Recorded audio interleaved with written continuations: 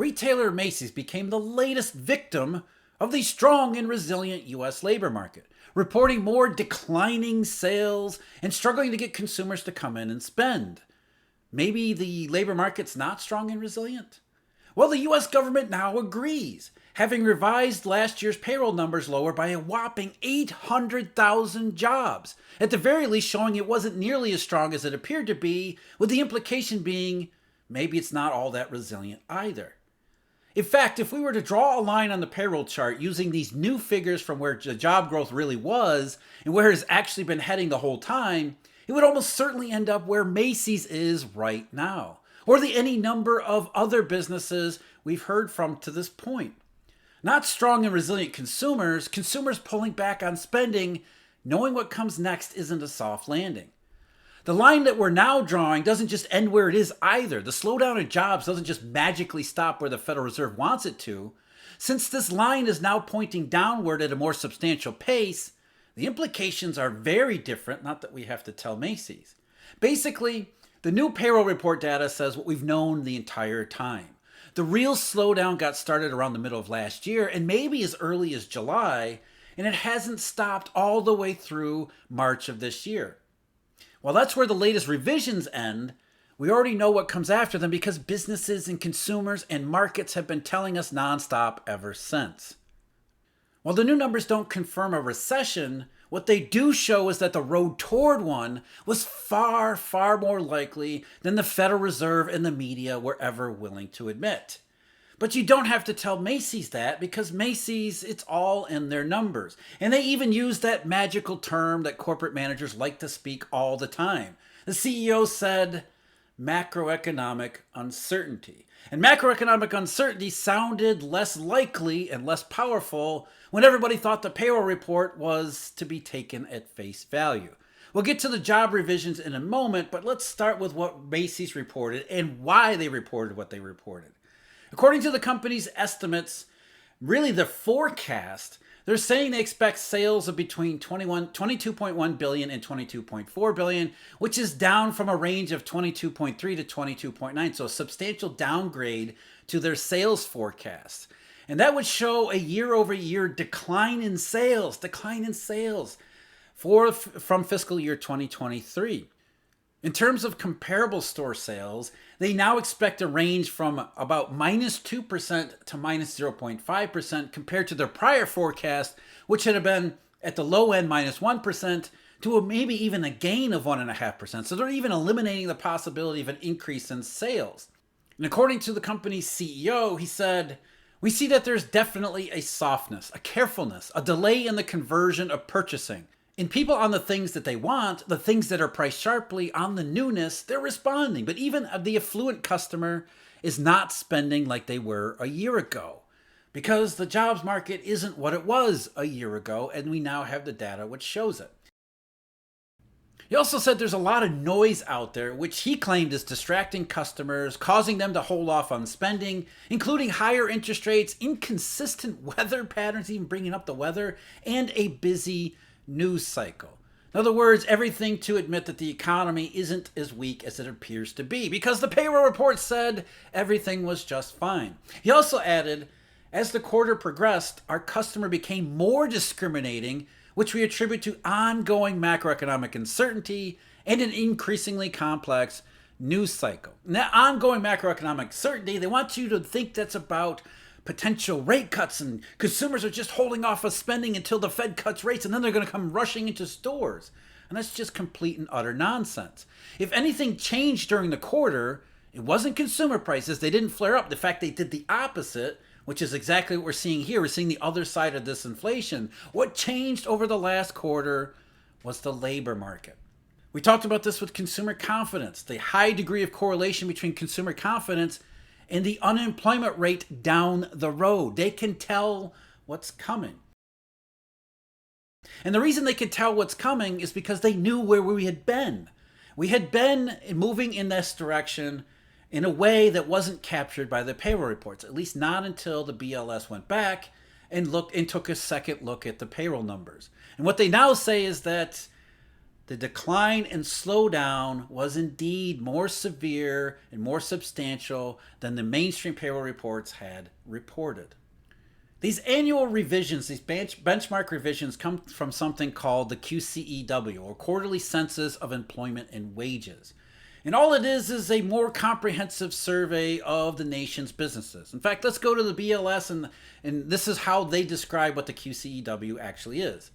The Quarterly Census of Employment and Wages program publishes a quarterly count of employment and wages reported by employers covering more than 95% of U.S. jobs available at the county, metropolitan statistical area, state and national levels by detailed industry. QCEW produces a comprehensive tabulation of data on the number of establishments, monthly employment, and quarterly wages for workers covered by state unemployment insurance laws and federal workers covered by unemployment compensation for a federal employees program. And the thinking goes that if you have a worker, if you're hiring somebody, you can't fake it because you got to pay unemployment taxes to the various state agencies in order to have a worker. So if we use the taxes and the tax reporting that comes in for unemployment insurance, that should give us a much better idea of what employment it looks like in the United States. Because this is a far more comprehensive survey, it takes them a lot longer to put together the statistics. So it's always about 5 months after the quarter ends. And given the environment that we live in, the desire for data to be up to date as much as possible, that means that we would have to wait 5 months, for example, for the first quarter payroll numbers to come out in August, as they're doing right now. So the BLS has come up with other methods with smaller samples to give us the more high-frequency, somewhat real-time statistics like the payroll reports, the CES and CPS numbers. But that opens the door to subjective assumptions, errors, too small samples, a number of statistical problems. That means that the two don't always match. And when they don't match, we're going to use the QCEW because it's a more comprehensive sample. And when they don't match, it requires an annual revision to the previous data so that we can make sure the two actually line up. So over the last 10 years, when the BLS puts together the QCEW with the establishment survey, what they found is, for National CES Employment Series, the annual benchmark revisions over the last 10 years have averaged plus or minus 0.1% of total non-farm employment, which means they're pretty much in the same ballpark. However, the preliminary estimate of the benchmark revision indicates an adjustment to March 2024 total non-farm employment of minus 818,000, or 0.5%, far larger than any over the last 10 years. In fact, it's the biggest annual revision, or at least expected annual revision, because these are just preliminary numbers, the biggest expected annual revision since 2009. That's a common theme you see. These annual revisions get to be much larger and much more negative during periods where the economy's not performing. And that goes a lot to the subjectivity that goes into the higher frequency data, like the establishment survey, including assumptions about the trend component to this series. So what they're saying is we picked up on a slowdown in the labor market that was not assumed to be there using the main payroll report data. So what does all of this mean?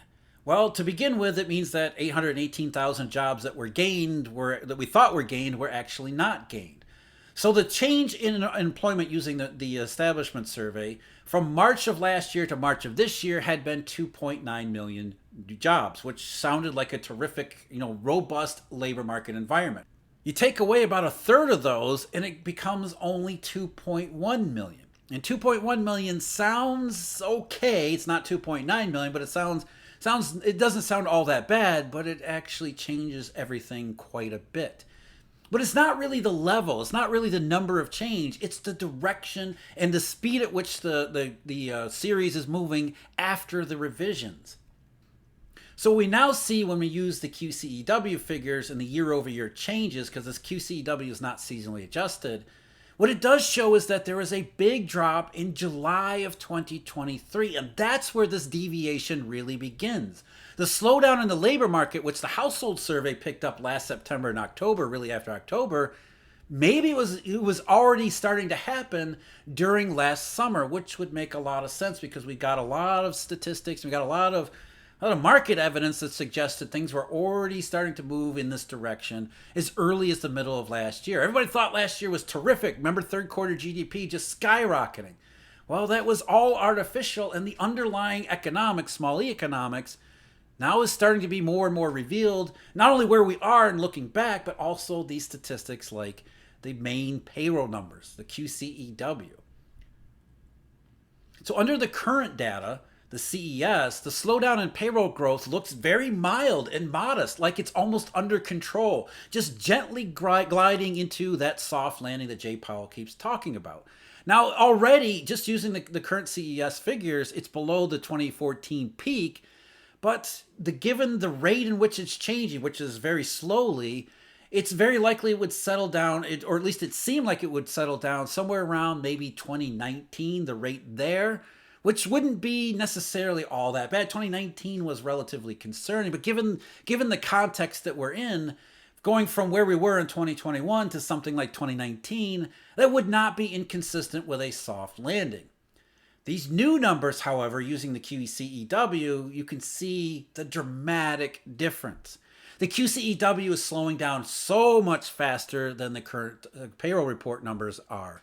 It's already in the 2019 territory, and keep in mind, the QCEW is only updated through the first quarter of this year. So the latest monthly figure we have is in March, and that's already in 2019 territory.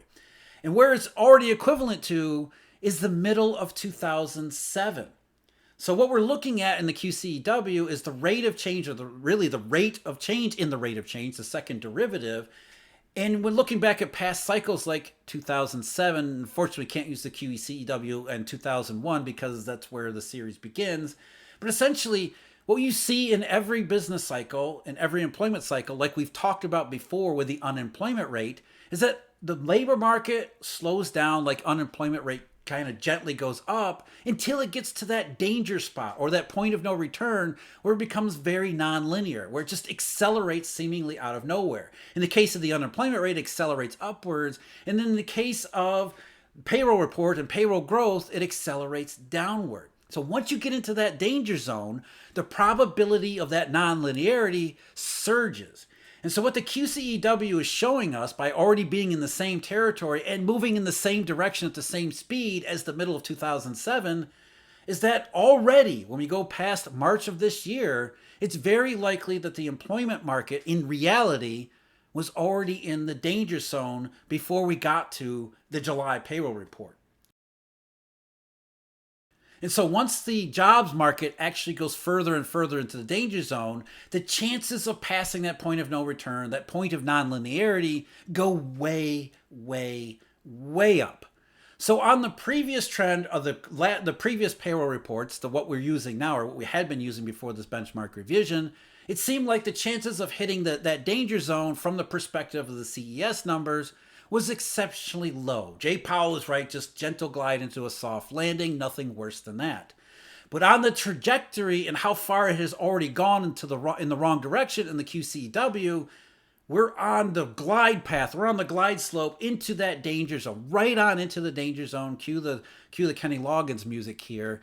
Already, we're moving in that direction from late last year into early this year and right on up until what we're getting all the data all over the economy, from Macy's, from corporate reports to consumer confidence to even the unemployment rate itself, suggesting that we are indeed well within the danger zone at the very least.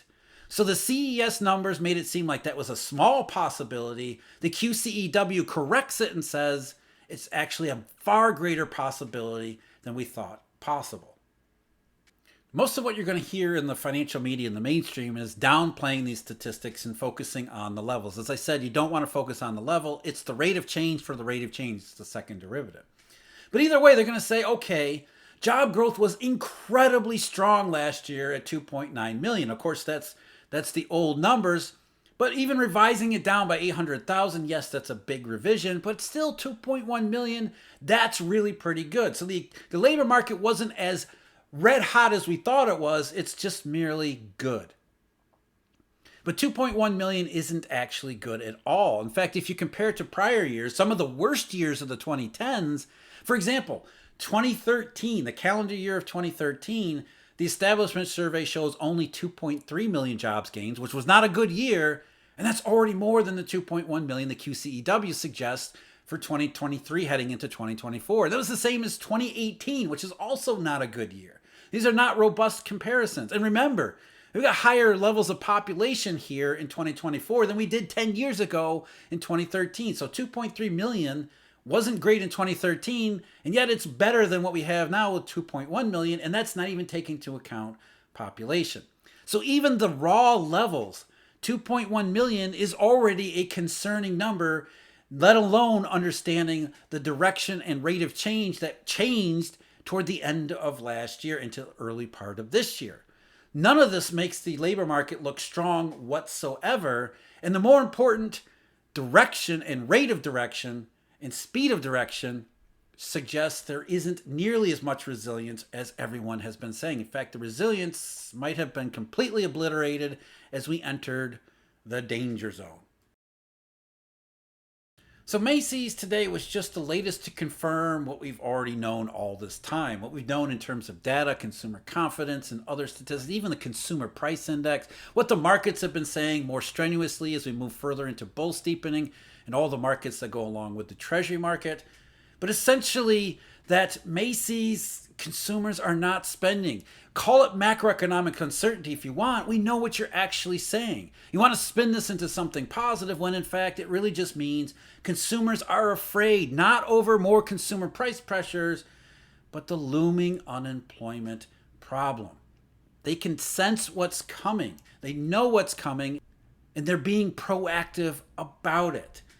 And the reason they're being proactive and the reason they know it's coming is because they didn't need the QCEW to tell them the labor market was exceptionally weak to begin with. It was already moving into the danger zone, whether or not the payroll report was ever going to get there. In reality, on the ground, didn't need the numbers. The labor market has been less strong and far less resilient than has been claimed all along. And the QCEW just puts more confirmation behind that idea.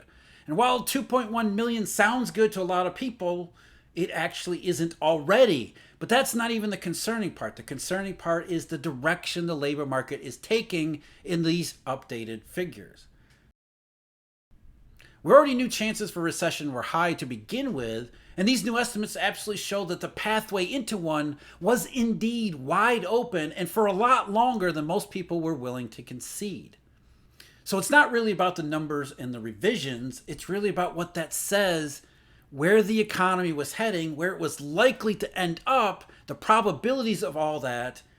And that's only through March. Since March, picking up where the QCEW left off, we've only gotten more and more confirmation. We don't need them to draw the line for us. Even consumers and consumer confidence and everything else can tell you where this was going. It's heading in the direction of recession because everything still adds up to this being a cycle. And now the BLS, the government, the people who put the payroll report together, they agree with it too. In terms of just revising economic accounts and statistics, Steve and I were just talking about this over the weekend. Not only do we have revisions in payrolls, we've got revisions in retail sales as well as industrial production, and we went over that in the video link below. As always, thank you very much for joining me. Huge thank you, Eurodollar University members and subscribers. And until next time, take care.